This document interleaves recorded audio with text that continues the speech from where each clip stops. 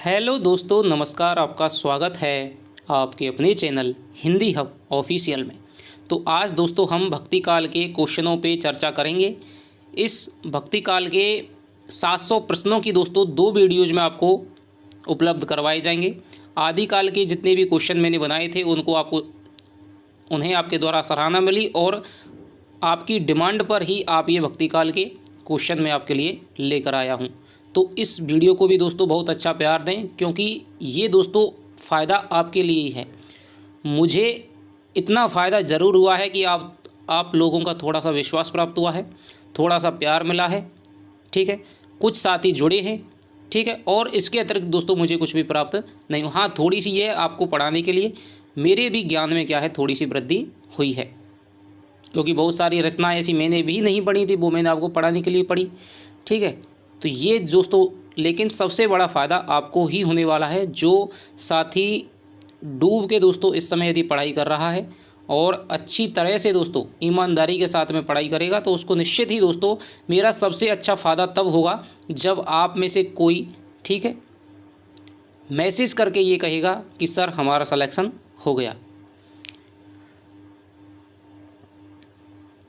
तो आप जहाँ से भी क्वेश्चन मिल रहे हैं, ठीक है, आपकी सेकंड ग्रेड के स्तर के, क्योंकि हिंदी है दोस्तों वो ना तो कभी काल के, समय के, स्थान के, कहीं के भी बंधनों में दोस्तों नहीं बनती है। चाहे वो कहीं का दोस्तों, चाहे वो छत्तीसगढ़ का लोक सेवा आयोग का पेपर हो, चाहे वो आपके उत्तर प्रदेश का हो, चाहे वो राजस्थान का हो, चाहे वो हरियाणा का हो। तो हिंदी में तो दोस्तों साहित्य है, तो वहाँ से तो वही क्वेश्चन आएंगे, ठीक है। ये नहीं कि भाई यूपी में जाकर के हिंदी अलग हो गई, राजस्थान में अलग हो गई।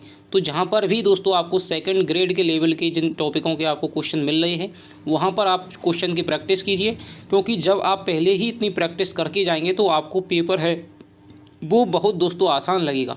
आपको ये लगेगा कि भाई ये क्वेश्चन मैंने बहुत बार किया हुआ है, तो उसका तो सीधा उत्तर एक ही बार में आपको क्या है उत्तर निकल आएगा। आपको बिल्कुल भी पेपर में कन्फ्यूजन की दोस्तों ज़रूरत नहीं होगी। और यदि आपने दोस्तों प्रैक्टिस नहीं की, आप चाहे 10 बार पढ़ गए, फिर भी आपको लगेगा यार ये तो नहीं है, ये तो नहीं है, तो थोड़ा कन्फ्यूजन में दोस्तों बहुत बार क्या है माइनस मार्किंग है। तो एक एक क्वेश्चन की आपके लिए क्या है अहमियत है। तो चलिए देखते हैं किस प्रकार के प्रश्न हैं। तो 700 प्रश्न है दोस्तों लगभग भक्ति काल से, क्योंकि बड़ा है आपका। सूफी काव्य धारा है, संत काव्य धारा है, कृष्ण काव्य है, राम काव्य है, ठीक है। तो चारों के दोस्तों आपको 700 प्रश्न हैं, 2 वीडियोज में मिलेंगे। तो इस वीडियो को दोस्तों आप अपना प्यार दीजिएगा, पूरी वीडियो को देखना। तो चलिए देखते हैं पहला प्रश्न क्या है। आचार्य शुक्ल ने भक्ति काल की समय सीमा क्या मानी है। देखिए दोस्तों, एक बात मैं आपको बता दूं, पिछली जो आदिकाल की वीडियो थी उसमें 6वां क्वेश्चन था आपका, the modern vernacular literature of northern Hindustan नामक जो इतिहास ग्रंथ है वो किसका है। तो ये आप, मुझे नहीं लगता कि जो हिंदी हब ऑफिशियल से जुड़े हुए हैं तो उनको शायद इस विषय में शंका हो कि भाई मैंने हाँ गलत है। हालांकि मुझसे कर्नल जेम्स टॉड बत गया था, ठीक है। ये एक मानवीय भूल है दोस्तों, आप भी समझते हैं। तो मैंने हज़ारों बार आपको बताया है, तो आप ऐसी छोटी मोटी मिस्टेक हैं ये आपके लिए, मैं तो समझता हूँ, तो इनको आप स्वयं ही सुधार कर लीजिएगा। हाँ, किसी क्वेश्चन में यदि आपको वास्तव में कन्फ्यूज कर रहा है, ठीक है, तो आप उसे दोस्तों कमेंट में लिख करके बताएं और क्वेश्चन भी लिखें कि भाई ये क्वेश्चन है और मैं इन ऑप्शनों में क्या है कन्फ्यूज है, आप ज़रा देख करके बताइए। यदि कोई छोटी मोटी चीज़ है तो उसको तो आप ठीक कर लें, यदि फिर भी हाँ बता दें, कोई दिक्कत नहीं है, क्योंकि कई ऐसे साथी हैं जिनको अभी इतना ज़्यादा ज्ञान नहीं है। शायद आपके लिए कोई चीज़ है वो छोटी हो लेकिन किसी और के लिए नहीं हो, ठीक है। तो उसको भी मैं दोस्तों कमेंट के माध्यम से सही कर दिया करूँगा। पहला आपका प्रश्न है, आचार्य शुक्ल ने भक्ति काल की समय सीमा क्या मानी है। तो दोस्तों जो आचार्य शुक्ल का काल विभाजन है वो आपका बहुत ही प्रसिद्ध है, मान्य है।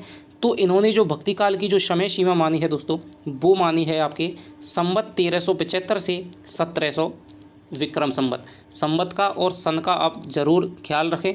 1050 से 1375 तक आदिकाल की मानी है, 1375 से 1700 तक इन्होंने क्या है भक्ति काल की मानी है, और 1700 से 1900 तक इन्होंने क्या है रीतिकाल की मानी है, और 1700 के बाद 1900 के बाद में इन्होंने आपके आधुनिक काल यानी कि गद्य काल की मानी है। आगे चलते हैं। डॉक्टर नगेंद्र ने भक्ति काल की समय सीमा क्या मानी है। तो डॉक्टर नगेंद्र मानते हैं दोस्तों 1350 ईस्वी से 1650 ईस्वी। आचार्य शुक्ल ने भक्ति आंदोलन के उदय का कौन सा प्रमुख कारण इनमें से माना है।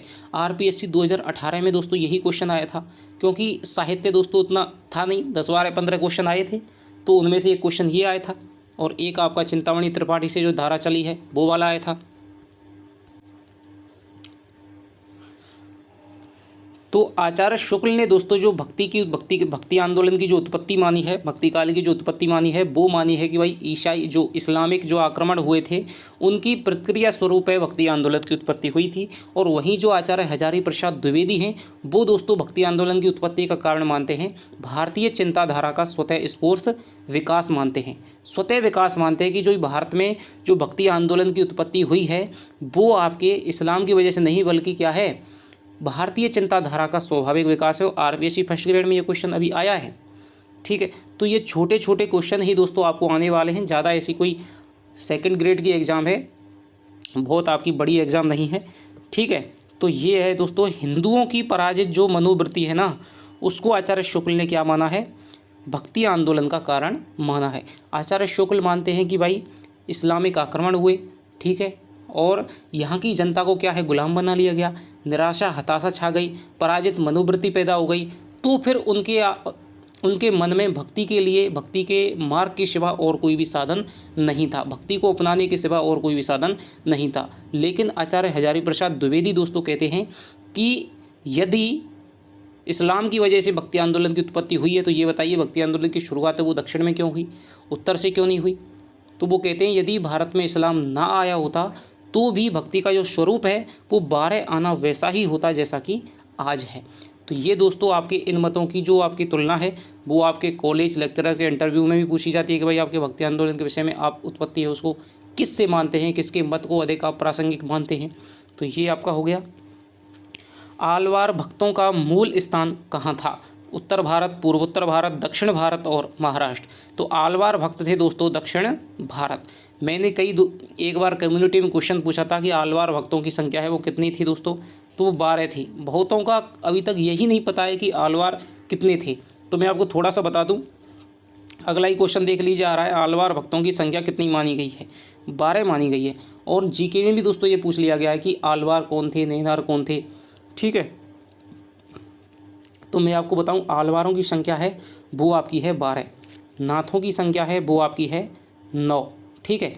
नैनारों की संख्या है वो है आपकी 63 और जो सिद्धों की संख्या है वो है 84। आरपीएससी फर्स्ट ग्रेड में अब की बार क्वेश्चन आया था सिद्धों की संख्या कितनी मानी जाती है, तो ये आप याद रखें, नैनार 63, आलवार 12, नाथ 9 और 84 सिद्ध, ठीक है। क्योंकि कठिन क्वेश्चन आपसे गलत होता है तो कोई दिक्कत नहीं है, लेकिन यदि सरल आप इस प्रकार के प्रश्न को गलत करके आएंगे तो फिर दोस्तों आपके सिलेक्शन के चांस हैं वो बहुत ही क्या है, कम होने लगते हैं। आगे चलते हैं।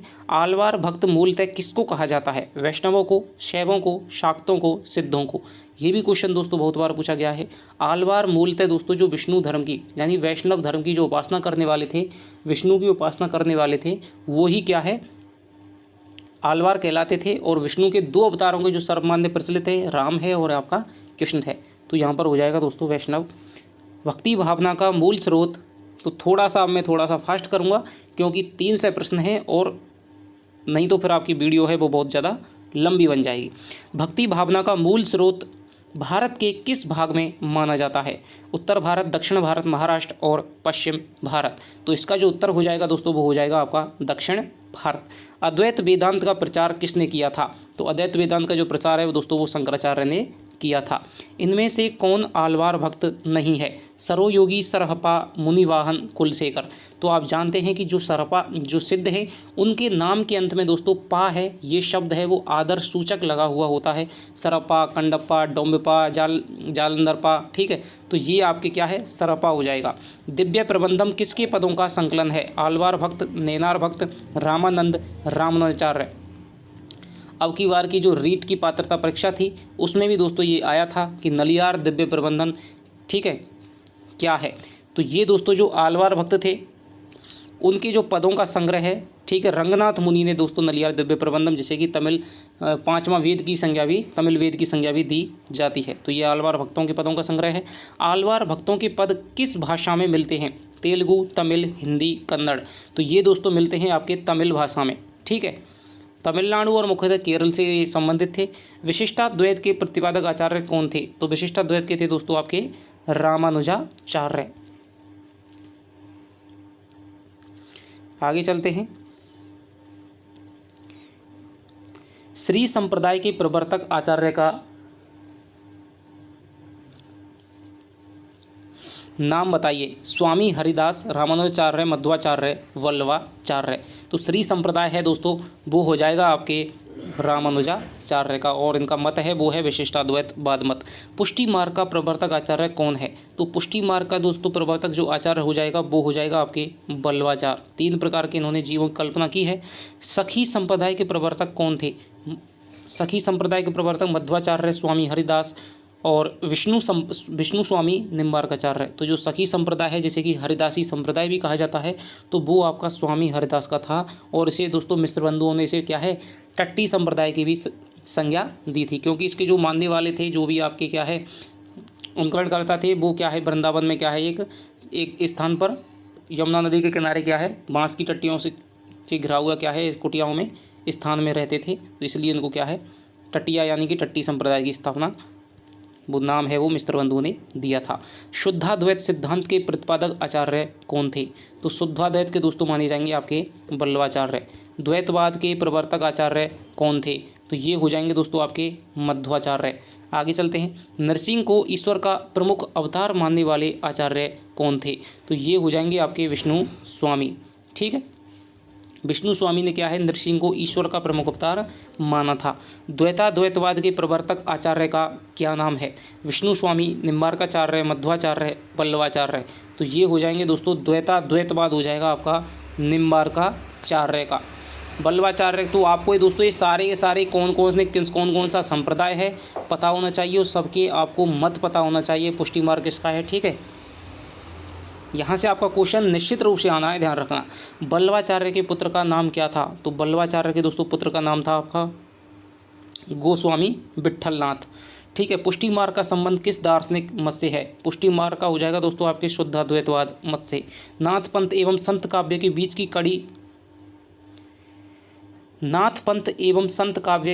की कड़ी है वो किस संप्रदाय को माना जाता है? तो ये जो आपका माना जाता है आपके दोस्तों निरंजनी संप्रदाय को। ठीक है, हरिदास निरंजनी इसके प्रवर्तक हैं, राजस्थान का ये संप्रदाय है। नाथ पंथ और संत काव्य के बीच की कड़ी इसको माना जाता है निरंजनी संप्रदाय को। शाक्त धर्म की 2 प्रमुख धाराएं कौन सी हैं? सगुण व निर्गुण, ज्ञान मार्गी व प्रेम मार्गी, दक्षिण मार्गी व वाम मार्गी, और राम भक्ति व कृष्ण भक्ति। बहुत ही दोस्तों अच्छा क्वेश्चन बनाया गया है। इसका जो उत्तर हो जाएगा दोस्तों वो हो जाएगा आपके दक्षिण मार्गी हो जाएंगी। ठीक है, शाक्त दक्षिण मार्गी हो जाएंगे और एक आपकी वाम मार्गी, इसकी प्रमुख 2 धाराएं हो जाएंगी। भक्तिकालीन समस्त भक्ति धाराएं थीं शास्त्रोन्मुखी, लोकोन्मुखी, दर्शनोन्मुखी, प्राणोन्मुखी। बहुत ही अच्छा क्वेश्चन है आपका। तो ये हो जाएंगे आपके दोस्तों लोकोन्मुखी। ठीक है, भक्तिकालीन जो समस्त भक्ति धाराएं थी दोस्तों वो क्या है लोकोन्मुखी थी। क्या है जनजागृति के लिए, लोक में क्या है भक्ति का प्रचार प्रसार करने के लिए, लोक कल्याण के लिए ही दोस्तों क्या है वो सारी की सारी धाराएं उत्पन्न हुई थी भक्ति काल की। ठीक है, चाहे वो आपकी संत काव्य धारा हो, वहाँ पर भी आपको लोक को प्रधानता दी जाती है। ठीक है, और चाहे वो आपकी सूफी काव्य धारा हो, चाहे वो आपकी तुलसी की राम काव्य धारा हो, चाहे वो आपकी कृष्ण काव्य धारा हो। ठीक है, भक्ति शब्द का सर्वप्रथम उल्लेख है दोस्तों वो कहाँ मिलता है? तो वो मिलता है आपके श्वेताश्वेतर उपनिषद में। ठीक है, भक्ति काल के प्रारंभ 14वीं शताब्दी के समय उत्तर भारत में किसका शासनकाल था? बहुत ही अच्छा क्वेश्चन है समय के हिसाब से। तो ये इसका उत्तर जो हो जाएगा दोस्तों वो हो जाएगा आपके मोहम्मद बिन तुगलक का दोस्तों क्या है शासन काल था। कबीर दोस्तों किसके समकालीन थे? इस प्रकार जो 4-5 आपके रचनाकार हैं वो भी आपको पता होना चाहिए। ठीक है, कि अकबर के समकालीन कौन कौन से कवि हुए थे। ठीक है, और कबीर क्या है सिकंदर लोदी के समकालीन थे। तो ये आपको क्या है पता होना चाहिए। ब्रह्म सूत्रों के रचनाकार कौन थे? बादरायण, भभूति, शंकराचार्य और आपके रामानुजाचार्य। तो इसका जो उत्तर हो जाएगा दोस्तों ब्रह्म सूत्र है आपके बादरायण की। आगे चलते हैं। संप्रदाय परंपरा का प्राचीनतम संप्रदाय है शैव संप्रदाय, रुद्र संप्रदाय, शिव रुद्र संप्रदाय, ब्रह्म संप्रदाय। तो इसका जो उत्तर हो जाएगा दोस्तों वो हो जाएगा आपके शैव संप्रदाय परंपरा का प्राचीनतम संप्रदाय है। तो ये हो जाएगा आपके ब्रह्म संप्रदाय। आगे चलते हैं। भक्ति काल में प्रचलित 2 प्रधान धर्म कौन से थे? बौद्ध और शैव, हिंदू और जैन, हिंदू और मुस्लिम, पारसी और ईसाई। तो इसका जो उत्तर हो जाएगा दोस्तों वो हो जाएगा आपके एक तो हिंदू धर्म था और एक क्या है मुस्लिम धर्म था। आगे चलते हैं। वैष्णव धर्म मूलतः था योग साधना प्रधान, तंत्र साधना प्रधान, कल्पना प्रधान, भक्ति प्रधान। तो ये दोस्तों वैष्णव जो धर्म है उसी में क्या है, भक्ति की उत्पत्ति हो रही है, तो यहाँ पर क्या है, भक्ति प्रधान हो जाएगा। आगे चलते हैं, शंकराचार्य ने किस संप्रदाय की दोस्तों क्या है, स्थापना की थी? शैव, स्मार्त, शाक्त और वैष्णव। तो दोस्तों शंकराचार्य का हो जाएगा आपका स्मार्त संप्रदाय, और इन्होंने जो मत दिया था वो दिया था अद्वैतवाद मत। भक्ति काल को सबसे पहले किसने हिंदी साहित्य का स्वर्ण युग कहा था? वो कहा था दोस्तों आपके ग्रियर्सन ने। ठीक है, ग्रियर्सन ने क्या है, भक्ति काल को हिंदी साहित्य का क्या है, सबसे पहले स्वर्ण युग कहा है। और ब्रज भाषा का स्वर्ण युग याद रखना आपको रीतिकाल को कहा जाता है, क्योंकि जो ब्रज भाषा है वो दोस्तों क्या है आपकी या तो कृष्ण काव्य में थी, लेकिन जो पूरी जो सूफी काव्य परंपरा है, चाहे आपकी वो संत काव्य परंपरा है, वहाँ पर आपकी ब्रजभाषा नहीं थी। ठीक है, तुलसी ने ही क्या प्रयोग किया था, पर वो बहुत ही क्या है, कम स्तर पर किया था। तो ब्रजभाषा का जो पूरा उत्कर्ष का काल है आपका क्या है, चरम उत्कर्ष दिखाई देता है, वो आपके क्या है, रीतिकाल में दिखाई देता है। आगे चलते हैं, इनमें से कौन सा संत कवि नहीं है? कबीरदास, सुंदरदास, गुरु नानक, ईश्वरदास। तो दोस्तों ईश्वरदास हैं वो आपके संत कवि नहीं माने जाते हैं। कबीर काव्य में उपलब्ध कुंडलिनी योग के शब्द किसके प्रभाव से गृहीत हैं? कबीर काव्य में उपलब्ध कुंडलिनी योग के जो शब्द हैं, जो आपकी साधना की पारिभाषिक शब्दावली है, किसके प्रभाव से गृहीत है? तो ये जो आपका प्रभाव हो जाएगा दोस्तों, वो आपका हो जाएगा नाथ पंथ। नाथ है जो पंथ है, जो कि आपका किसका, गोरखनाथ का है। वहाँ पर उन्होंने क्या है, षट चक्र भेदन की जो योग साधना पद्धति का जो मार्ग है, ठीक है, तो वो इन्होंने हिंदी में चलाया था। तो ये नाथ पंथ का दोस्तों प्रभाव है, ठीक है, कबीर के काव्य पर। कबीर के गुरु का दोस्तों क्या नाम था? वो है दोस्तों रामानंद। काशी में प्रकट भये रामानंद चेताए। संत कवियों ने वैदिक परंपराओं की आलोचना किसके प्रभाव से की थी? तो वैदिक जो परंपराओं की आलोचना है दोस्तों, वो उन्होंने की थी आपके बौद्ध धर्म के प्रभाव से। क्योंकि आपको पता है जो बौद्ध धर्म की उत्पत्ति हुई थी दोस्तों, वो क्या है, आपके वैदिक धर्म से ही क्या है, मनमुटाव होने की उत्पत्ति कारण ही हुई थी। जब उन्होंने क्या है, वैदिक धर्म में उन्होंने क्या है, कर्मकांडों की इत्यादियों की जो पुराणों के बाद में बुराइयां स्थापित हो गई थी, उनको छोड़ करके उन्होंने क्या है, ईश्वर को, अनेक ईश्वर हैं, पुनर्जन्म की मान्यता है, इसकी प्रतिक्रिया स्वरूप ही क्या है, बौद्ध धर्म की क्या है, उत्पत्ति हुई थी। और बौद्ध धर्म ही क्या है, चतुर्थ संगीति के बाद में ही क्या है, दो भागों में बंट गया था, हीनयान महायान। और इससे ही आगे चल करके आपके क्या है, सिद्ध संप्रदाय की, नाथ संप्रदाय की, और आगे चल करके फिर आपके संत काव्य की उत्पत्ति होती है। कबीर का जन्म कब माना जाता है? तो ये है दोस्तों, कबीर ने भिन्न भिन्न चीज़ों को भिन्न भिन्न जगह से ग्रहण किया है। साधनात्मक रहस्यवाद है, चाहे वो आपका योग मार्ग है, पारिभाषिक शब्दावली है, वो नाथपंथ से है, ठीक है, और आपके भावात्मक रहस्यवाद है, वो सूफी काव्य की देन है, ठीक है, एक ईश्वरवाद है, वो इस्लाम से ग्रहण किया है।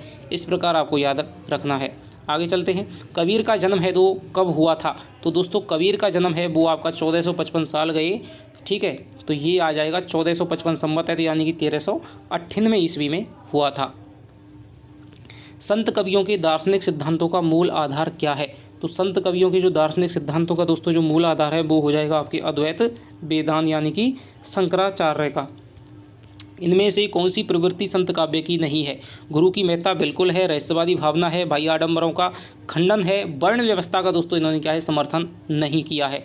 तो ये हो जाएगा, इसका उत्तर हो जाएगा, इनमें से कौन सा शब्द संत काव्य से संबंधित नहीं है? कुंडलिनी योग हो जाएगा, नाद बिंदु, सहज समाधि और आपकी मारिफत। तो इसका जो उत्तर हो जाएगा दोस्तों वो हो जाएगा मारिफत। ये आपकी क्या है, तरीक़त, शरीयत, मारिफत, हकीकत, ये आपके सूफ़ी काव्य से संबंधित तत्व हैं। आगे चलते हैं, ये अवस्थाएं हैं सूफी काव्य में, जिस प्रकार के आपके यम, नियम, आसन, प्राणायाम, प्रत्याहार, धारणा, ध्यान, समाधि आपके पातंजलि अष्टयोग में बताया गया है कि भाई सबसे पहले तो इसी प्रकार की ये भी क्या है, अवस्थाएं हैं कि भाई सबसे पहले क्या है, इस अवस्था पहुँचेगा साधक, फिर उसके बाद में इस पर, फिर उसके बाद में हकीकत, ठीक है, तो फिर ऐसे हैं ये अवस्थाएं मानी जाती हैं सूफी काव्य में, सूफी साधना पद्धति में। बीजक में किस कवि की रचनाएं संकलित हैं? तो बीजक में आप सभी जानते हैं, कबीरदास की है, साखी, सबद, रमेनी। इनमें से रामानंद का शिष्य कौन नहीं है? तो दोस्तों रामानंद के आपके 12 शिष्य माने जाते हैं। कबीर हैं, धन्ना हैं, पीपा हैं, लेकिन चतुर्भुज दास नहीं हैं, ठीक है। चतुर्भुज दास किसके शिष्य हैं? विट्ठल नाथ के। रामानंद का समय इनमें से क्या है? तो रामानंद का जो समय है दोस्तों वो हो जाएगा आपके 1368 से 1468 ईस्वी, ठीक है।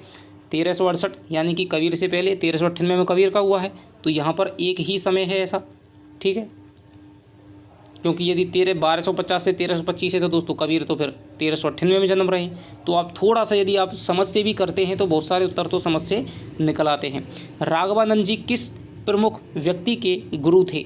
तो राघवानंद हैं दोस्तों, वो आपके किसके गुरु थे? रामानंद के गुरु थे, ठीक है।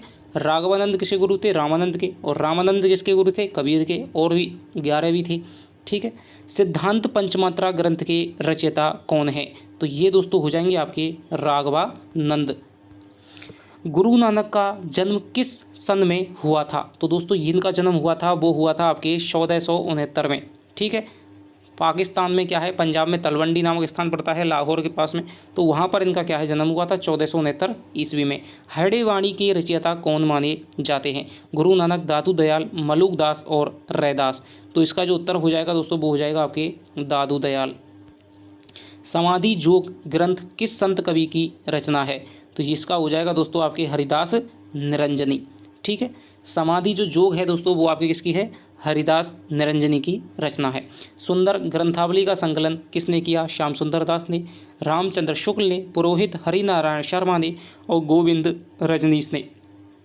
तो इसका जो उत्तर हो जाएगा दोस्तों पुरोहित हरिनारायण शर्मा हो जाएगा। सुंदर ग्रंथावली का संकलन है वो आपके हरिनारायण शर्मा ने किया था। सुखमणि के रचयिता कौन है? तो सुखमणि के जो रचयिता हो जाएंगे वो हो जाएंगे आपके गुरु अर्जुन देव, जिन्होंने कि आपका क्या है गुरु ग्रंथ साहिब का क्या है संकलन किया था। सिखों के 5वें गुरु थे। आगे चलते हैं, गुरु अर्जुन देव के कितने पद गुरु ग्रंथ साहिब में संकलित हैं? तो ये हो जाएगा दोस्तों लगभग आपके 6000 पद हैं इनके गुरु ग्रंथ साहिब में संकलित हैं। और आपको याद रखना है कबीर के भी पद मिलते हैं, रैदास के भी पद मिलते हैं, संत कवियों के पद मिलते हैं, मीरा के भी पद मिलते हैं, ठीक है। लेकिन दोस्तों ध्यान रखना तुलसीदास के पद हैं इसमें नहीं मिलते हैं, ठीक है। तुलसीदास के पद नहीं मिलते हैं इसमें। असादीवार, सोहिला, रहीराज, जपू जी किस कवि की रचनाएं हैं? तो ये दोस्तों आपके गुरु नानक की हो जाएंगी। असादीवार, सोहिला, रहीराज, जपू जी तो ये आपके हो जाएंगे गुरु नानक की। इन सिख गुरुओं में सबसे अच्छे कवि कौन थे? गुरु नानक, गुरु अर्जुन देव, गुरु अंगद और गुरु रामदास। तो आप जानते हैं सबसे अच्छे गुरु कौन थे? गुरु अर्जुन देव, ठीक है।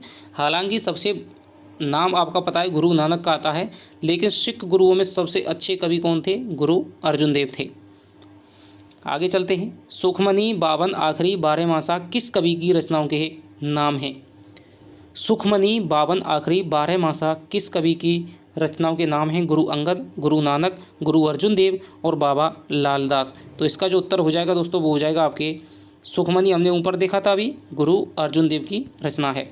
बावन आखरी, बारहमासा, ठीक है। आगे चलते हैं, काहे रे नलनी तू कुमलानी, यह पंक्ति किसकी है? तेरे ही नाल सरोवर पानी। तो ये हो जाएगी दोस्तों आपके कबीरदास की। ढाई आखर प्रेम के पढ़े सो पंडित हो, पंक्ति किस कवि की है? तो ये भी दोस्तों कबीरदास की हो जाएगी।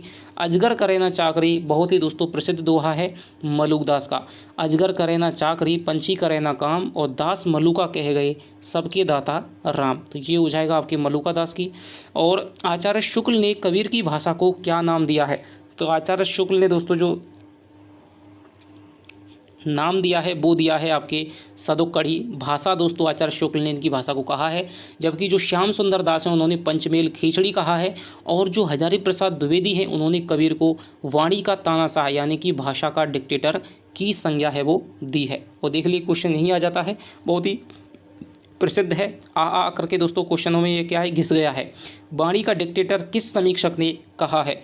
तो ये दोस्तों वाणी का जो डिक्टेटर है वो कहा है आपके HP द्विवेदी ने। आगे चलते हैं, साखी शबद रमैनी किसकी रचनाएं हैं? तो ये दोस्तों वही कबीर की रचना है बीजक में। बीजक का क्या है 1464 में धर्मदास ने दोस्तों किया था इसका संकलन। साखी का मूल तत्सम शब्द क्या है? तो ये आपको याद रखना है, बहुत ही अच्छा क्वेश्चन है, ठीक है। लगता सरल है लेकिन साखी का जो मूल दोस्तों तत्सम शब्द है वो हो जाएगा साक्षी, ठीक है। क्योंकि जो तद्भव में दोस्तों जितने भी क्या है जैसे पक्ष है, ठीक है, वो पख बन जाएगा। क्षय का क्या है क्षय हो जाता है, ये आपको याद रखना है। तो साखी का हो जाएगा आपके साक्षी। आगे चलते हैं, संत काव्य में किस रस की प्रधानता दोस्तों मिलती है? तो संत काव्य में आप जानते हैं संत में शांत रस की प्रधानता मिलती है। कबीर की उलटवासियों में कौन सा रस प्रमुख है? वियोग श्रृंगार दोस्तों यहाँ पर रस है वो प्रमुख है। नहीं दोस्तों, कबीर के जो पद हैं वहाँ पर आपका जैसे आपके कि दुल्हनी गावो मंगलाचार हमारे घर, जहाँ पर विरह की प्रधानता मिलती है, जहाँ पर वो क्या है अपने दाम्पत्य प्रेम का क्या है रति भाव के साथ में आत्मनिवेदन करते हुए प्रतीत होते हैं, तो वहाँ पर तो वियोग श्रृंगार है। लेकिन दोस्तों जो उलट बांसियाँ हैं, ठीक है, उलटियाँ की ठाड़ा सिंह चरावे गाई, ठीक है, तो ये है जैसे ऊपर है वो, तो जो उलट बांसियाँ जिनका क्या है उल्टा अर्थ निकलता है, तो वहाँ पर दोस्तों क्या है आश्चर्य होता है, तो वहाँ पर अद्भुत रस की प्रधानता है वो मिलती है, ठीक है, ये आपको याद रखना है। जहाँ पर उनके पद हैं, जहाँ पर पदों की बात आती है, जहाँ पर वो दाम्पत्य विषयक रति जिनमें दिखाई देती है, तो वहाँ पर क्या है वियोग श्रृंगार रस मिलता है, सामान्यतः शांत रस की प्रधानता है। और जबकि जो आपके उलट बांसियाँ हैं, ठीक है, उलट बांसियाँ हैं, वहाँ पर आपके क्या है अद्भुत रस की प्रधानता देखने को मिलती है, क्योंकि वहाँ पर पाठक है भाई ऊपर पाताल में क्या है, ऊपर है अंबर में औंधा कुआं है, भाई औंधा कुआं अंबर में कैसे हो सकता है। लेकिन दोस्तों सहस्रार चक्र है वो हमेशा क्या है उसकी कमल पंखुड़ियाँ औंधी हैं, तो इस आधार पर कल्पना की गई है, तो वहाँ पर क्या है अद्भुत रस की क्या है उत्पत्ति होती है। अवधू गगन मंडल घर कीजिए, ठीक है, यह पंक्ति किस कवि की है, तो ये जो पंक्ति है वो हो जाएगी आपके कबीर की। प्रभु जी तुम चंदन हम पानी, यह पंक्ति किस कवि की है, तो ये जो पंक्ति है दोस्तों वो आपकी हो जाएगी किसकी, रैदास की हो जाएगी। प्रभु जी तुम चंदन हम पानी, जाकी अंग अंगवास समानी। आगे चलते हैं, दुल्हनी गावहु मंगलाचार, तो इस प्रकार के पदों में आपके वियोग श्रृंगार की अभिव्यक्ति देखने को मिलती है। पंक्ति किस कवि की है, तो ये हो जाएगी आपके कबीर की। पानी हिते हिम भया, हिम है गया बिलाई, और जो कुछ था सोई भया, अब कुछ कहा ना जाई, तो ये जो पंक्ति है वो आपकी हो जाएगी कबीर की। और कबीर के 5 जो आपके अंग हैं, ठीक है, 5 अंग और आपके 10 पद लगे हुए हैं, ठीक है, वहीं पर इन 5 अंगों में ये आ जाती है पानी ही ते हिम गया, हिम है गया बिलाई, तो ये हो जाएगा आपके कबीरदास। गुरु नानक का जन्म है वो कहाँ पर हुआ था, ठीक है। अब दोस्तों जन्म काल के और आपके किस स्थान पर जन्म हो रहा है, वहाँ से भी आपके क्या है क्वेश्चन पूछने का ट्रेंड आपका बन चुका है, तो आपको याद रखना है, ये बहुत ज़्यादा पूछा है। तलवंडी दोस्तों पाकिस्तान में तलवंडी में हुआ था, ठीक है। आगे चलते हैं 68 में, श्रृंगार रस के घोर विरोधी कौन से संत कवि थे, तो ये आप जानते हैं बहुत ही अच्छा क्वेश्चन है दोस्तों। श्रृंगार रस के घोर विरोधी हो जाएंगे आपके सुंदरदास, ठीक है। सुंदरदास दोस्तों सर्वाधिक शास्त्रज्ञ कवि थे, संत कवियों में सर्वाधिक पढ़े लिखे, ठीक है, सुशिक्षित कवि थे, और अपने नाम के अनुरूप ये क्या है बहुत ही सुंदर थे। सुंदर विलास के रचयिता कौन थे, तो ये हो जाएंगे आपके दोस्तों आपके सुंदर विलास सुंदरदास की रचना है। इन संत कवियों में सर्वाधिक शिक्षित कवि कौन थे, तो ये दोस्तों सुंदरदास है। यहाँ से 2-3 क्वेश्चन ही बनते हैं कि सुंदरदास सर्वाधिक शिक्षित थे, सुशिक्षित थे, और श्रृंगार रस के घोर विरोधी माने जाते हैं।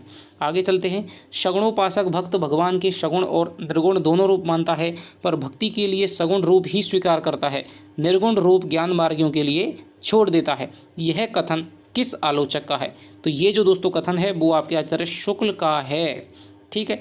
सगुण भक्त है वो भगवान के क्या है सगुण, और सगुणोपासक भक्त भगवान के सगुण और निर्गुण दोनों रूप मानता है, पर भक्ति के लिए सगुण रूप ही स्वीकार करता है, निर्गुण रूप को ज्ञान मार्गियों के लिए छोड़ देता है। यह कथन दोस्तों आपके आचार्य रामचंद्र शुक्ल का है।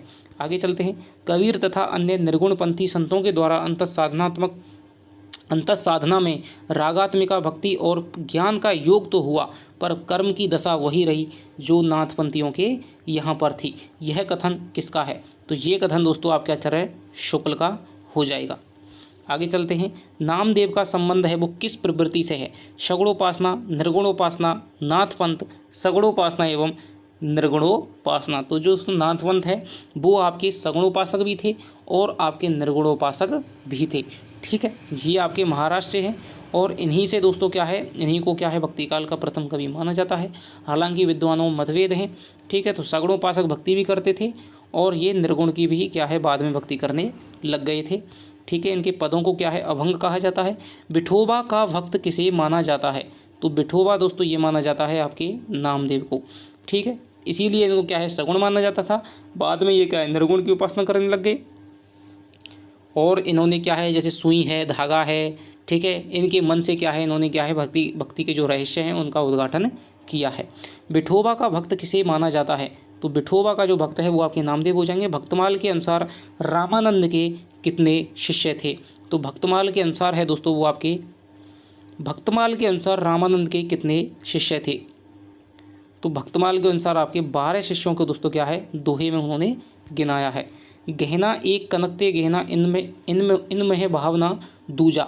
इस पंक्ति में कबीर किस दर्शन का प्रतिपादन कर रहे हैं? वेदांत, नाथपंथ, बौद्ध मत, हठ योग। तो इसमें दोस्तों इन्होंने प्रतिपादन किया है वेदांत का। गहना एक कनकते गहना, इनमें भावना दूजा की, इनमें क्या है, दूसरा भाव नहीं है। ठीक है, आगे चलते हैं।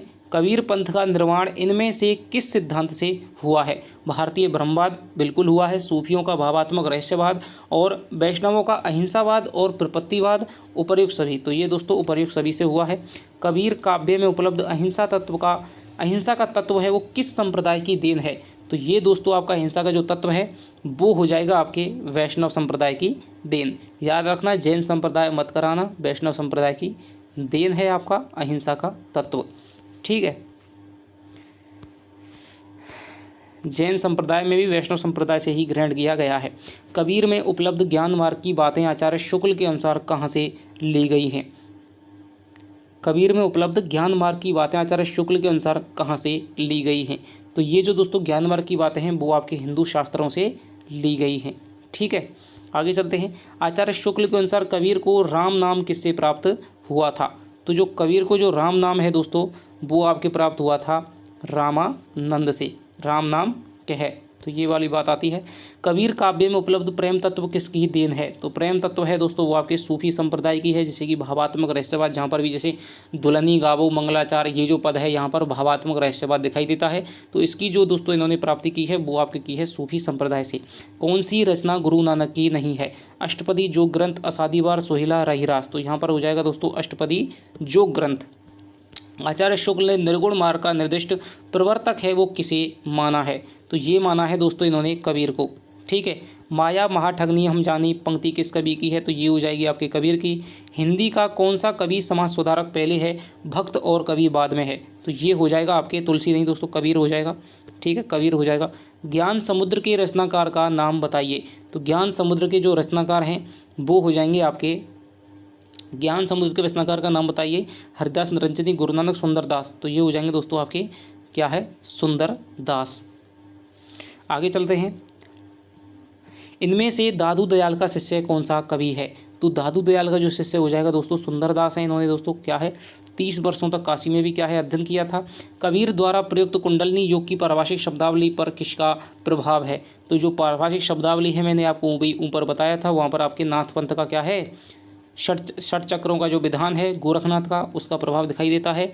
निम्न में से किसने स्वयं को राम की बहुरिया कहा है? तो ये दोस्तों कौन कहेगा, कबीरदास जी कहेंगे। कबीर का सौंदर्य बोध है शास्त्रीय, रोमांटिक, अपारंपरिक और यथार्थवादी और आदर्शवादी। तो ये दोस्तों क्या है, इनका अपारंपरिक है और आपके यथार्थवादी है। सौंदर्य बोध, अपारंपरिक और यथार्थवादी। अच्छा क्वेश्चन है। कबीर की समस्त रचनाओं का संपादन किस ग्रंथ में हुआ है? तो कबीर की जो समस्त रचनाएं हैं दोस्तों वो आपके बीजक में संकलित हैं, साखी, सबद और रमैनी के नाम से। आगे चलते हैं।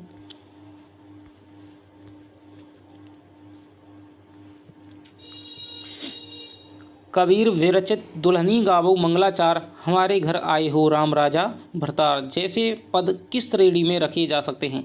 श्रृंगार रस, लोकोचार संबंधी ज्ञान, परंपरा पोषक, भावात्मक रहस्यवाद। तो मैंने अभी आपको बताया था ये जो हैं दोस्तों आपके भावात्मक रहस्यवाद है, जो कि आपके सूफी कवियों की देन मानी जाती है कबीर को। कबीर परिचय के लेखक कौन हैं? तो दोस्तों ये हो जाएंगे आपके अनंतदास। बहुत बार दोस्तों ये क्वेश्चन आया है कॉलेज लेक्चरार में भी, RBSc फर्स्ट ग्रेड में भी। ठीक है, निम्नलिखित में से कौन निर्गुणपंथी संत काव्य के अंतर्गत नहीं सम्मिलित है? निर्गुणपंथी संत काव्य धारा के अंतर्गत नहीं सम्मिलित है। धन्ना है दोस्तों, पीपा है, सदना है। ठीक है, लेकिन दोस्तों जो रसखान है वो संत काव्य धारा में नहीं है। ठीक है, बल्कि ये फुटकल कवि आते हैं भक्ति काल के। कबीर वाणी को बीजक में संकलित करने का श्रेय किसको जाता है? धर्मदास को जाता है। संत पुंडरीक ने महाराष्ट्र में किस संप्रदाय की स्थापना की थी? तो संत पुंडरीक ने दोस्तों आपके की थी आपके वारकरी संप्रदाय की। वारकरी संप्रदाय वैसे भी पूछ लिया जाता है कि वारकरी संप्रदाय का संबंध है वो किस राज्य से है या किस स्थान से है? तो वो आपके महाराष्ट्र हो जाएगा। गुरु नानक का जीवन दर्शन किस में संकलित है? तो दोस्तों आपका जो जपू जी है वो आपके गुरु नानक के दर्शन का सार माना जाता है, जपू जी। ठीक है, बिश्नोई संप्रदाय की स्थापना है दोस्तों वो आपके हिसाब जानते हैं जम्बनाथ यानी कि जाम्बोजी ने की थी। ठीक है, अष्टपदी योग ग्रंथ किसके द्वारा विरचित है? तो ये हो जाएगा आपके संत हरिदास निरंजनी, जो कि क्या है, निरंजनी संप्रदाय के प्रवर्तक हैं। ठीक है, अष्टपदी योग है हरिदास निरंजनी। संत दादू दयाल की रचनाओं का प्रमाणिक संकलन दादू दयाल निम्न में से किसके द्वारा संपादित ग्रंथ है? तो वो हो जाएगा दोस्तों आपके परशुराम चतुर्वेदी। याद रखना, परशुराम चतुर्वेदी ने दादू दयाल की रचनाओं का जो प्रमाणिक संकलन है वो दादू दयाल नाम से ही निकाला है, संपादित किया है। भक्तमाल के रचयिता कौन हो जाएंगे? आप जानते हैं नावादास हो जाएंगे दोस्तों 1585 के लगभग। गुरु नानक की वाणियों का संग्रह कौन सा है? बीजक में, 84 वैष्णवन की वार्ता में, आदि ग्रंथ में और भक्तमाल में। तो आप बताइए 102 का जो उत्तर हो जाएगा वो हो जाएगा आपके आदि ग्रंथ में दोस्तों क्या है, इनकी वाणियों का संग्रह मिलता है। आगे चलते हैं, 133वां क्वेश्चन है, कबीर की भक्ति के 3 आधार बिंदु निम्नलिखित में से कौन से हैं? ठीक है, बहुत ही अच्छा क्वेश्चन है। आत्मा परमात्मा माया, नाम गुरु प्रेम, सामाजिक सुधार, नवनिर्माण और विकास, जीव जगत और माया। तो दोस्तों बहुत ही आपका अच्छा प्रश्न है। इसका जो उत्तर हो जाएगा वो हो जाएगा आपके नाम गुरु और प्रेम। ठीक है, नाम स्मरण पर कबीर हैं बराबर दोस्तों बल देते हैं। ठीक है, गुरु को महत्व देते हैं और ये प्रेम को आवश्यक भक्ति में मानते हैं। आगे चलते हैं। ठीक है, यहाँ पर आपके क्या है, भक्ति के आधार पूछ रहा है, ध्यान रखना। क्वेश्चन भी दोस्तों बदल के आ सकता है। भक्ति के आधार पूछ रहा है तो भक्ति में नाम को, गुरु की महिमा को, जब आप कबीर के जो 5 खंड आगे के लगे हुए हैं जब आप उनको पढ़ लेंगे तब आपको इन तीनों के बारे में है दोस्तों क्या है पता चल जाएगा कि ये प्रेम को, गुरु को, नाम को बहुत ज़्यादा ही महत्व देते हैं भक्ति के लिए और मोक्ष की प्राप्ति के लिए। आगे चलेगा, रहीमदास जी का वास्तविक नाम था। रहीमदास जी का वास्तविक नाम क्या था? तो वो था दोस्तों अब्दुल रहीम खाने खाना। रज्जब किसके शिष्य थे? तो रज्जब थे दोस्तों आपके दादू दयाल के। ठीक है, रज्जब ने दादू की रचनाओं का संपादन है वो किस नाम से किया था?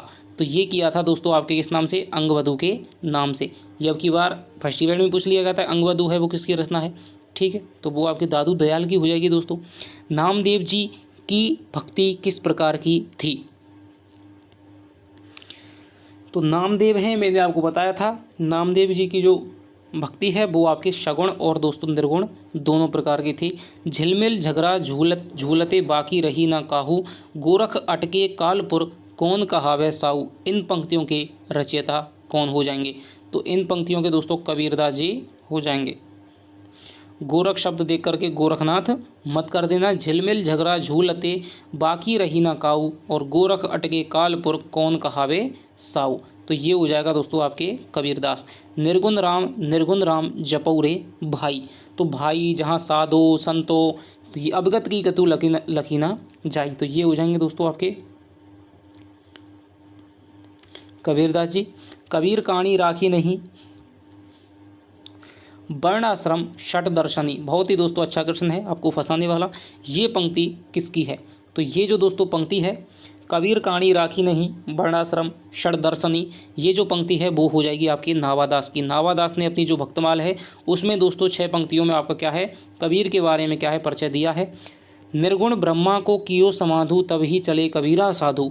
उपर्युक्त पंक्तियों के रचनाकार कौन से संत कवि माने जाते हैं? तो ये हो जाएंगे दोस्तों आपके दादू। समाधु साधु दादू, ध्यान रखना। ठीक है, निर्गुण ब्रह्म को कियो समाधु तब ही चले कबीरा साधु। तो यहाँ पर हो जाएगा आपके दादू दयाल। जो जाके सो जोगी जाके मन में मुद्रा, रात दिवस न करई निद्रा। पंक्तियों के रचयिता कौन हो जाएंगे? तो ये हो जाएंगे आपके कबीरदास जी हो जाएंगे। सो जोगी जाके मन में मुद्रा, रात दिवस ना करई निद्रा। तो ये आपके कबीरदास जी हो जाएंगे।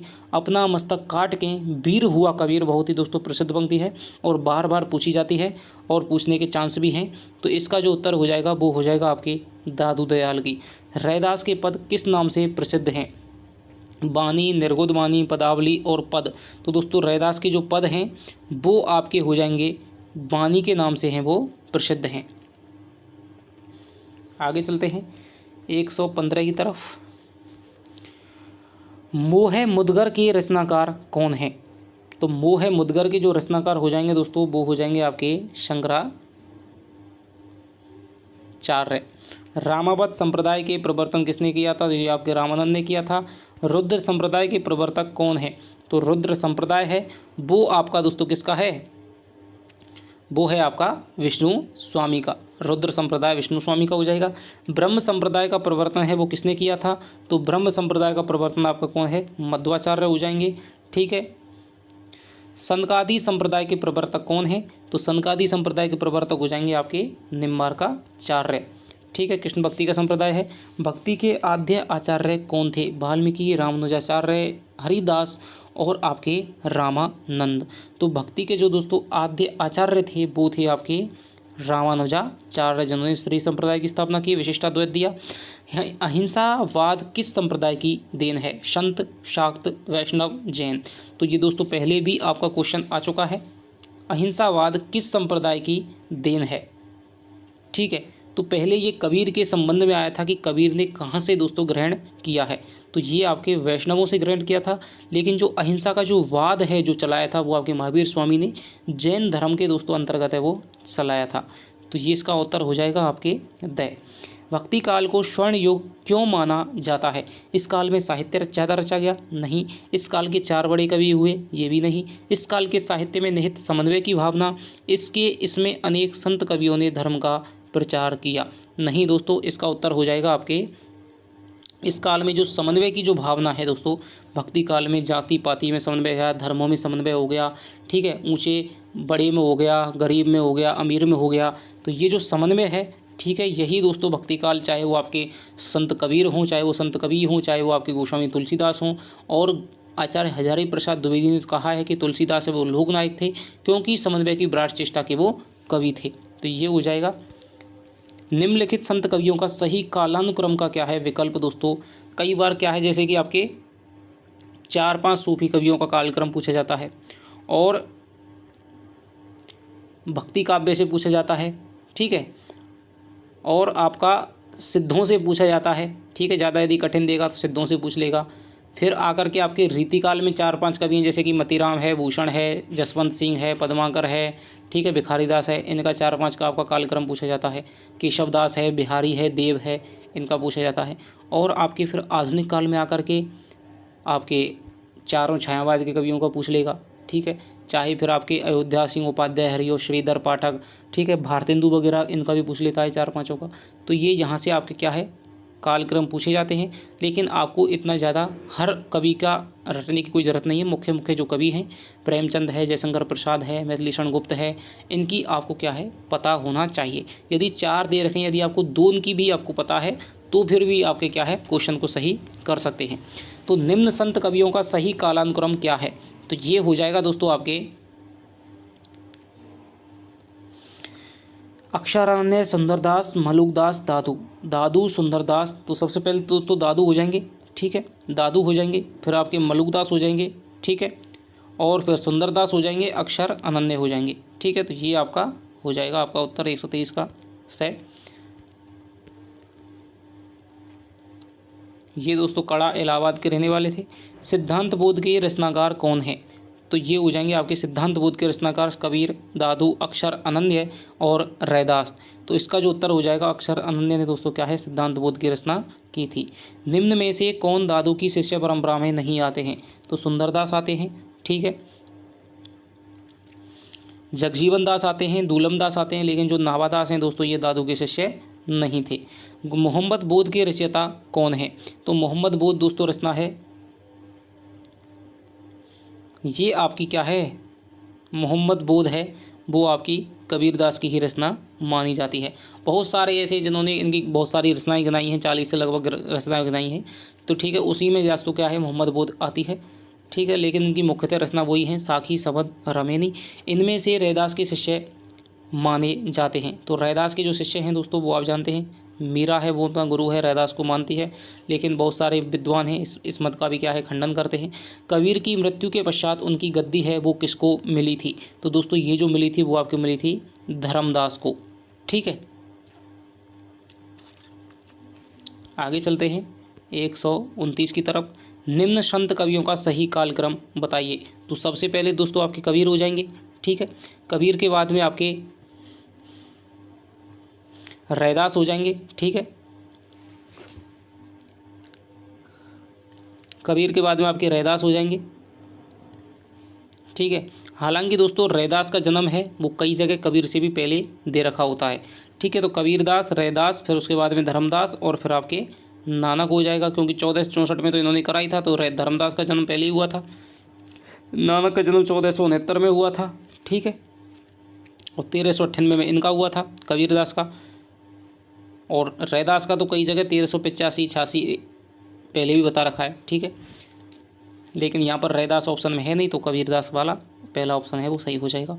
नैया बिच नदिया डूबती जाए पंक्ति के रचयिता कौन है? तो ये जो पंक्ति है दोस्तों वो हो जाएंगी आपकी कबीरदास की, ठीक है। आगे चलते हैं। झरी लागे मगलिया गगन हराए के रचनाकार माने जाते हैं। झरी लागे मगलिया गगन हराए, तो ये हो जाएंगे दोस्तों आपके धर्मदास। जो नर दुख में दुख नहीं माने पंक्ति के रचयिता कौन है? तो ये जो पंक्ति के रचयिता हैं दोस्तों वो हो जाएंगे आपके रैदास। आगे चलते हैं। थावर जंगम कीट पतंग पूरी रयो हरिराई पंक्ति किसकी है? नानक की, कबीर की, मलुकदास की या फिर रैदास की? तो ये जो पंक्ति है दोस्तों वो हो जाएगी जंगम, थावर जंगम कीट पतंग पूरी रहो हरिराई नानक दास की। मुझको तू क्या ढूंढे बंदे मैं तो तेरे पास में, नामे देवल नामे मस्जिद ना काबे कैलाश में, कबीरदास की। मलुकदास का जन्म है मैंने आपको बताया था अभी कड़ा इलाहाबाद में दोस्तों इनका हुआ था। शिष्यों के कारण इनको बहुत कष्ट झेलना पड़ा था, और ये ऐसे संत कवि थे जिसने अपनी गद्दी है दोस्तों भारत से बाहर नेपाल में, अफगानिस्तान में, कांधार में, ठीक है, वहाँ पर स्थापित की थी। सुंदरदास का जन्म कहाँ पर हुआ था? तो सुंदरदास का जन्म तो दोस्तों राजस्थान का दौसा है, धौसा जिसे कहा जाता है या फिर दौसा, वहीं पर हुआ था। हिंदी संत काव्य परंपरा में हंस का प्रतीकार्थ क्या है? तो दोस्तों हिंदी संत काव्य परंपरा है, आप कबीर के पद पढ़िए, चाहे आपके दोहा पढ़िए, साखी पढ़िए, वहाँ पर जो हंस का जो प्रतीकार्थ लिया गया है वो आपके लिया गया है आत्मा से, ठीक है। कि मान सरोवर शुभग जल हंसा केल कराही और मुक्ता फल मुक्ता चुगे अब उड़ी अनथ न जाही। तो यहाँ पर क्या है? आत्मा का प्रयोग हुआ है। निम्नलिखित रचनाओं के संग्रहकर्ताओं का संगत विकल्प कौन सा है? महिला है गुरु गोविंद सिंह।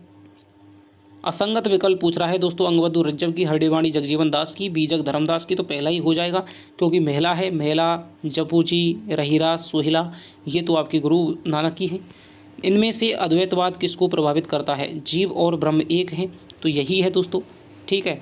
अद्वैतवाद किसको प्रतिपादित करता है? तो ये जो प्रतिपादित करता है वही जीव और ब्रह्म है, वो एक है, इनमें कोई भी द्वैतवाद यानी कि दो नहीं है बल्कि ये एक ही है। आगे चलता है। निम्न संप्रदायों को बेमेल जोड़े का चुनाव कीजिए। रामदासी संप्रदाय रामदास, सिख संप्रदाय नानक, वारकरी संप्रदाय जयनाथ, यही गलत हो जाएगा दोस्तों, ठीक है। गुरु नानक के बेटे थे श्रीचंद, इन्होंने उदासी संप्रदाय चलाया था। वारकरी संप्रदाय है, यही गलत हो जाएगा। आगे चलते हैं। 140-41वां संत काव्य और सूफी काव्य में असमान तत्व कौन सा है? संत काव्य और सूफी काव्य में असमान तत्व कौन सा है? प्रबंध शैली, सामंत विरोध, निर्गुणोपासना और समानता। तो इसका जो दोस्तों उत्तर हो जाएगा वो हो जाएगा आपके प्रबंध शैली, ठीक है। असमान तत्व कौन सा है? क्योंकि ये भी दोस्तों निर्गुण की उपासना करते हैं, संत काव्य भी और सूफी कवि भी। सामंतों का विरोध ये भी करते हैं, तो यहाँ पर समानता दिखाई देती है, ठीक है। जाति पाति में, सभी धर्मों में, ठीक है, अमीर गरीब में समानता की स्थापना ये भी करते हैं और संत कवि भी करते हैं।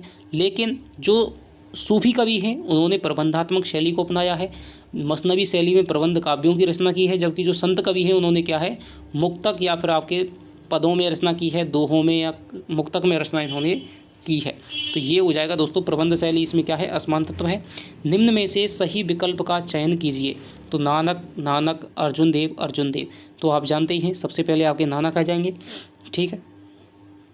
उसके बाद में आपके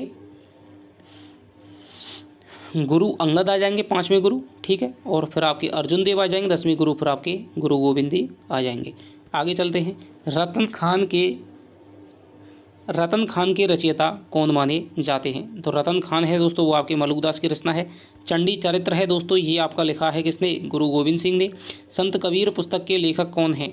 तो संत कबीर है दोस्तों वो आपकी पुस्तक है नामवर सिंह, रामचंद्र शुक्ल, रामकुमार वर्मा, श्याम सुंदर दास। तो संत कबीर है वो आपकी रामकुमार वर्मा की पुस्तक है, लेकिन जो कबीर यदि आपसे पूछ रहे तो वो हजारी प्रसाद द्विवेदी की है, ठीक है। और कबीर जो ग्रंथावली है वो तो आपके श्याम सुंदर दास की है ही है, जो आपके लगी हुई है। 145 में हो जाएगा आपके रामकुमार वर्मा। आगे चलते हैं। कबीर नामक पुस्तक देखिए ये आ गई, हजारी प्रसाद द्विवेदी की है। योग चिंतामणि के रचयिता कौन हो जाएंगे? तो योग चिंतामणि है दोस्तों वो हो जाएगी आपकी रामानंद की। आगे चलते हैं। लय का महत्व किस शाखा में है? राम भक्ति शाखा, निर्गुण हो जाएगी, कृष्ण भक्ति या फिर सगुण हो जाएगी? तो दोस्तों लय का महत्व है वो आपके निर्गुण भक्ति काव्य में, यानी कि जो भी आपका संत काव्य है वहाँ पर देखने को मिलता है। आगे चलते हैं। निम्न में से वैष्णव धर्म का उप संप्रदाय नहीं है? सहजिया, रामावत, श्री वारकरी संप्रदाय। तो वैष्णव धर्म का दोस्तों जो उप संप्रदाय नहीं है वो हो जाएगा आपके श्री संप्रदाय। ठीक है, उप संप्रदाय नहीं है। तो रामावत है, सहजिया है और आपके वारकरी संप्रदाय है।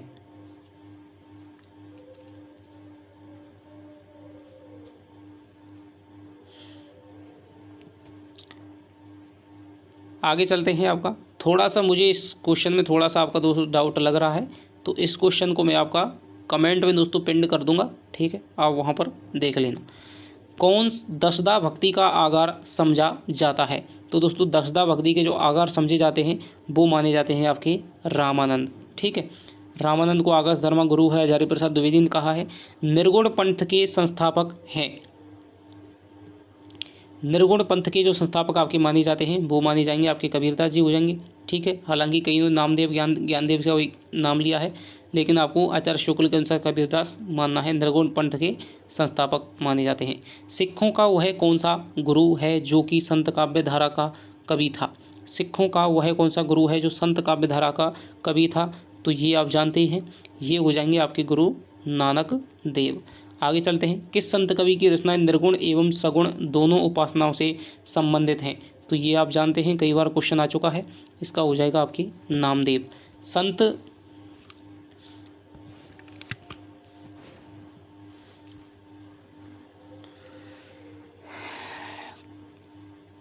नामदेव हो गया। संत कवियों पर किसके हठयोग का प्रभाव दिखाई देता है? तो संत कवियों पर दोस्तों आपके क्या है, नाथों के हठयोग का प्रभाव दिखाई देता है। आगे चलते हैं। सनक संप्रदाय किसे कहा जाता है? तो सनक संप्रदाय है वो आपके कहा जाता है द्वैत को। ठीक है, सनक संप्रदाय किसे कहा जाता है? द्वैत को। ठीक है, द्वैत एक मद है निम्बार्काचार्य का। ठीक है, तो वहाँ पर क्या है इनका सनकादि संप्रदाय, सनक संप्रदाय। निरंजनी संप्रदाय का उद्गम किस संप्रदाय से माना जाता है? तो निरंजनी संप्रदाय है दोस्तों वो आपके माना जाता है नाथ संप्रदाय से, और आदिकाल वो संत मत की और जो नाथ मत की है उसके बीच की कड़ी ये माना जाता है। निरंजनी संप्रदाय का प्रमुख गढ़ राजस्थान में कहाँ पर स्थित है? जोधपुर, नागौर, जैतारण, डीडवाना। तो निरंजनी संप्रदाय है दोस्तों वो आपके डीडवाना में मुख्यतः स्थित है। निम्न में से मलुकदास की रचना नहीं है? निरपख मूल, रतन खान, ज्ञान बोध, ज्ञान परोची। तो अभी ऊपर आई थी दोस्तों, जो रतन खान है वो भी आपकी मलुकदास की है, ज्ञान परोची है, ज्ञान बोध है, लेकिन जो निरपख मूल है ये आपकी नहीं है। पर ब्रह्म संप्रदाय के प्रवर्तक कौन है? तो पर ब्रह्म संप्रदाय है वो आपका किसका है?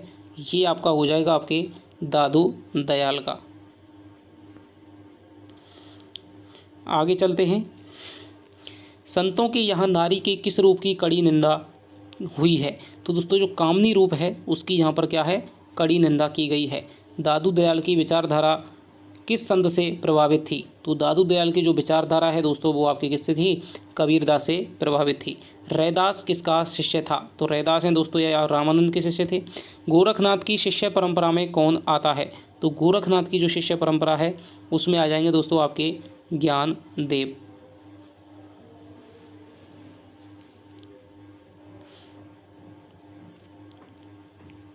ठीक है, ज्ञानदेव हो जाएंगे, क्योंकि अनंतानंद हैं, रामदेव हैं, नामदेव हैं, ये तो सगुण उपासक भी थे। ठीक है, तो ज्ञानदेव आपके आ जाएंगे। आगे चलते हैं। कौन सा रामानंद का शिष्य नहीं है? तो दादू दयाल है, वो कबीर है, लेकिन दोस्तों जो रज्जब है वो आपके क्या है, दादू दयाल का शिष्य है। रैदास भी है, कबीर भी है और आपके दादू दयाल भी है, लेकिन रज्जब है वो आपके दादू के शिष्य हैं। इनमें से सूफी काव्य का दूसरा नाम क्या है? प्रेम मार्ग की शाखा, प्रेमाख्यानक काव्य और प्रेमाश्रयी शाखा और उपर्युक्त सभी। तो दोस्तों इसका हो जाएगा आपके क्या है, उपर्युक्त सभी हो जाएगा। ऋग्वेद में कौन सा आख्यान उपलब्ध होता है? नल दमयंती, उषा अनिरुद्ध, पुरुरवा उर्वशी और सीरी फरियाद। तो इसका जो उत्तर हो जाएगा दोस्तों हो जाएगा पुरुरवा उर्वशी। इसी पर दोस्तों जो उर्वशी महाकाव्य है दिनकर का, वो आपका क्या है, आधारित है। नल दमयंती आख्यान किस ग्रंथ में मिलता है? ऋग्वेद, महाभारत, रामायण, हरवंश, पुराण। तो इसका उत्तर हो जाएगा दोस्तों महाभारत में नल दमयंती आख्यान मिलता है। कृष्ण रुक्मणी का प्रेमाख्यान किस पुराण ग्रंथ में है? तो इसका जो उत्तर हो जाएगा दोस्तों वो हो जाएगा हरवंश पुराण में है कृष्ण का रुक्मणी का। सूफी मत का आदि स्रोत डॉक्टर नगेंद्र ने किसे माना है? शामी जाति की आदिम प्रवृत्ति, इस्लाम धर्म, मसीह है धर्म और आपके वैष्णव धर्म। तो सूफी मत का आदि स्रोत है वो डॉक्टर नगेंद्र ने आपके माना है सामी जाति की आदिम प्रवृत्ति को। ठीक है, तो 169 दोस्तों, काफ़ी वीडियो लंबी हो गई है, आगे चलते हैं। तो लगभग आपके 2 से ही दोस्तों प्रश्न हो पाएंगे, 3 वीडियो में हम इसके भक्तिकाल के क्वेश्चनों को देखेंगे। ठीक है, अवधी भाषा का प्रथम महाकाव्य कौन सा है? रामचरितमानस, पद्मावत, कृष्णायन, इनमें से कोई नहीं। तो अवधी भाषा का दोस्तों आपका जो प्रथम महाकाव्य है वो हो जाएगा आपके पद्मावत हो जाएगा। अधिकतर लोग किस शब्द से सूफी शब्द की व्युत्पत्ति मानते हैं? तो इसका जो उत्तर हो जाएगा दोस्तों वो हो जाएगा सूफ शब्द से मानते हैं। ठीक है, सूफी काव्य का प्रमुख तत्व इनमें से क्या है? ज्ञान है, प्रेम है, फना है या फिर रूह है? तो सूफी काव्य का प्रमुख तत्व इनमें से क्या है? तो ये हो जाएगा आपके प्रेम हो जाएगा। ठीक है, आगे चलते हैं। सूफी साधना में ईश्वर की कल्पना किस रूप में की गई है? तो ये की गई है आपके प्रेम का के रूप में। इनमें से कौन सी दशा हाल की दशा में गिनी जाती है? शरीयत, नासूत, तरीक़त, हकीकत। तो मैंने अभी बताया था आपको ये 4 दशाएं मानी जाती हैं, शरीयत, हकीकत, तरीक़त, मार्फत है दोस्तों। ठीक है, तो हाल की दशा में कौन सी दशा है वो गिनी जाती है? तो ये दोस्तों गिनी जाती है आपके नासूत गिनी जाती है। निम्न में से सूफी साधना के मुकामों में कौन सा शामिल नहीं है? मलकत, शरीयत, हकीकत, मारिफत। तो यहाँ में दोस्तों मलकत है वो शामिल नहीं है। आगे चलते हैं।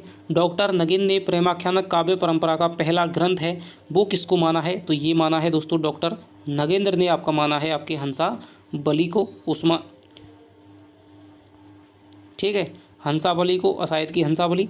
आगे चलते हैं। आचार्य शुक्ल ने किस काव्य ग्रंथ को प्रेमाख्यानक काव्य परंपरा का पहला ग्रंथ माना है? तो आचार्य शुक्ल ने आपको माना है किसको? ये माना है आपके कुतुबन की मृगावती को। सत्यवती कथाओं को माना आचार्य प्रसाद द्विवेदी ने माना है। चंदायन को माना है आपके राम कुमार वर्मा ने, और मधुमालती को, ठीक है, तो ये आपके मृगावती को माना है। ईश्वर दास कृत सत्यवती कथा को किस आलोचक ने हिंदी प्रेमाख्यानक काव्य परंपरा का पहला ग्रंथ माना है? तो ये माना है दोस्तों आपके हिंदी प्रेमाख्यानक काव्य परंपरा का पहला ग्रंथ है वो आपकी माना है हजारी प्रसाद द्विवेदी ने। तो दोस्तों 2 से ही प्रश्न आपके हो पाएंगे। ठीक है, 2 से ही प्रश्न हो पाएंगे क्योंकि इससे ज़्यादा अब नहीं हो पाएगा। चंदायन के रचयिता का नाम क्या है? तो चंदायन हो जाएगा दोस्तों मुल्ला दाऊद की। मधुमालती के रचनाकार का नाम बताइए? तो मधुमालती हो जाएगी आपके मंझन की मधुमालती। शेख नबी की कौन सी रचना इनमें से है? तो शेख नबी की दोस्तों ज्ञानदीप हो जाएगी। माधवानल कामगंधला नामक रचना किस कवि की है? तो जायसी, गणपति, दामोदर कवि, उस्मान। तो दोस्तों माधवानल कामगंधला है वो आपकी हो जाएगी आपके गणपति की। ठीक है, हालांकि आलम की भी ये रचना है।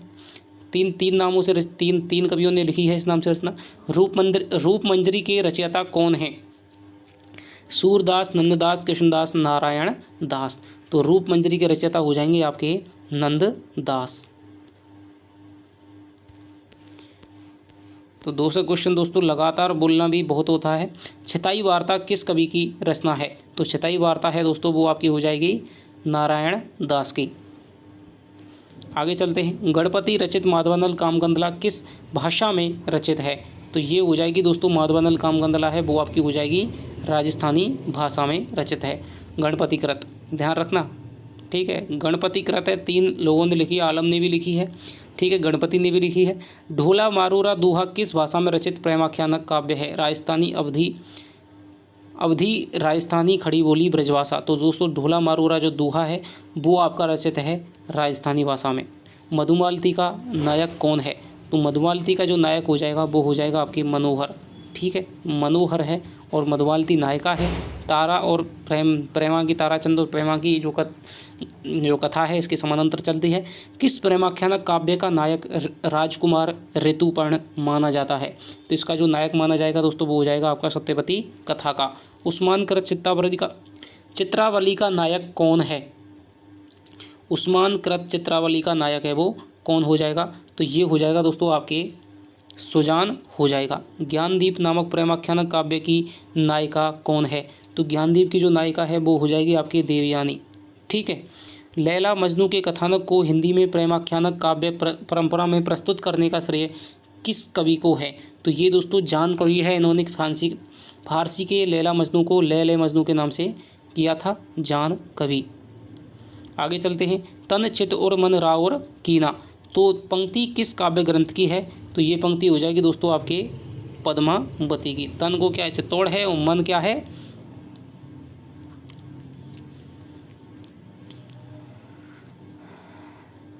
रतन शेखर कथा के आधार पर हिंदी में कौन सा ग्रंथ है वो लिखा गया है? रत्न शेखर कथा के आधार पर हिंदी में कौन सा ग्रंथ है वो लिखा गया है? तो रत्न शेखर ये हो जाएगा आपके रत्न शेखर कथा के आधार पर हिंदी में कौन सा ग्रंथ लिखा गया है? मृगावती, पद्मावत, रूपंजरी और मधुमालती। तो ये हो जाएगा आपके दोस्तों पद्मावत।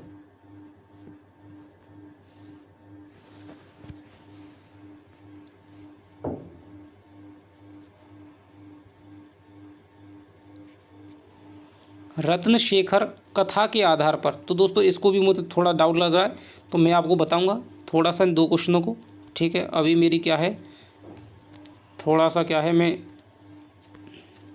सोया नहीं हूँ कल से बिल्कुल। ओ मन जान कवित अस्कीना, मकू यह रहे जगत में है चीना, यह पंक्ति किस कवि की है? तो इसका जो उत्तर हो जाएगा दोस्तों ओ में जान कवित अस्कीना।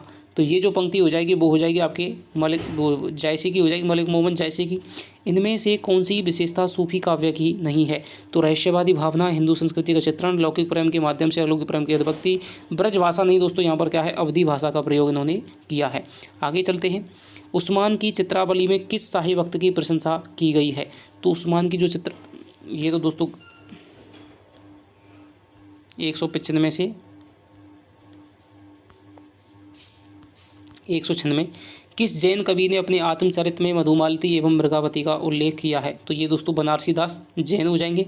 आखिरी कलाम नामक पुस्तक जायसी ने किस शासक के शासनकाल में लिखी थी? तो ये जो लिखी थी वो लिखी थी आपके बाबर के शासनकाल में। पद्मावत की अधिकतर हस्तलिखित प्रतियां किस लिपि में मिली हैं? देवनागरी, फारसी लिपि, ब्राह्मी लिपि, गुरुमुखी लिपि। तो ये जो मिली हैं वो हो जाएगी आपके फारसी लिपि में। ठीक है, फारसी लिपि में लिखी गई थी मसनवी शैली में। मोही का हसेसी की कोरई पंक्ति किस कवि की है? तो ये हो जाएगी आपकी जायसी की। ठीक है, जायसी ने शेरशाह सूरी के सामने कहा था कि मुझ पर हंसता है या फिर तू बुधाता पर हंसता है। आखिरी कलाम में किसका वर्णन है? तो दोस्तों यहाँ पर क्या है कयामत का वर्णन है। तो ये आपके 200 प्रश्न हो गए दोस्तों। थोड़ा सा क्या है, मैंने कल से क्या है बिल्कुल भी मान लीजिए बिल्कुल भी मैंने आराम नहीं किया है, तो थोड़ा सा मेरा दिमाग इस समय घूम रहा है। ठीक है, लगातार 200 प्रश्न बोल ही जाना एक वीडियो में। ठीक है, बहुत हो गया आपका। तो 3 वीडियो आपकी बना दूंगा और भक्ति काल की तीनों वीडियो में आपके क्या है 700 प्रश्न है वो आपके आ जाएंगे।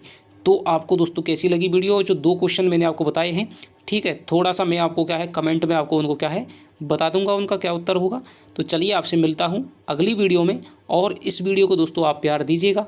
ठीक है, ज़्यादा से ज़्यादा देखें और लाइक करिएगा। ठीक है, इस वीडियो पर हम रखते हैं दोस्तों आपके